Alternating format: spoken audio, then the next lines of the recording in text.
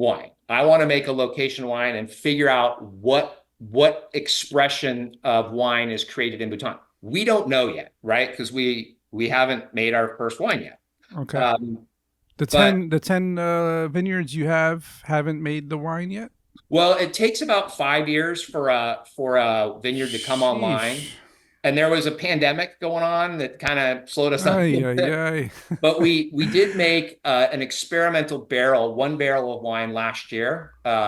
But we'll do our first commercial harvest this year, this summer. Okay. Okay. Um, How did the barrel come out? so far, so good.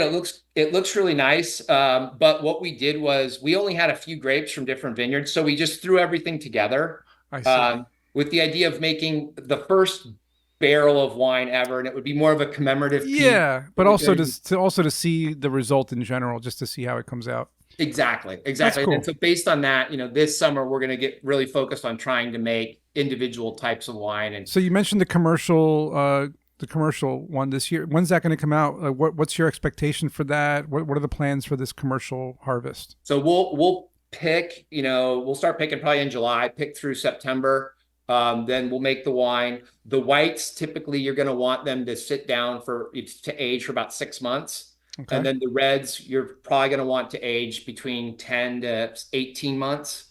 Okay. So we're And taking that's going to be done a year and a half, roughly. We have to, so 2025, end of 2025 for the whites and beginning of 2026 for the reds. Yeah, maybe summer of 2025 for the whites, or maybe even slightly earlier, and sort of towards the end of 2025 for the reds. The reds you, Okay. you kind of taste as they're aging in barrel and Okay. see how they evolve. Okay. So you can just, okay. Yeah. So you can still try it.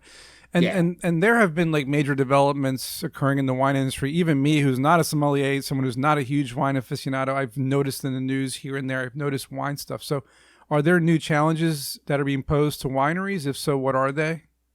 I mean, I think as we globalize, that creates both opportunities and challenges. As you look at things like, NFTs and, Oh and yeah, Web 3.0 technologies applied to the space, for me, I am less concerned about those challenges. I'm more concerned about the fact that I have a snow leopard prowling around one of my vineyards who might eat my jeez, employees. Like that's Bordeaux doesn't have those challenges.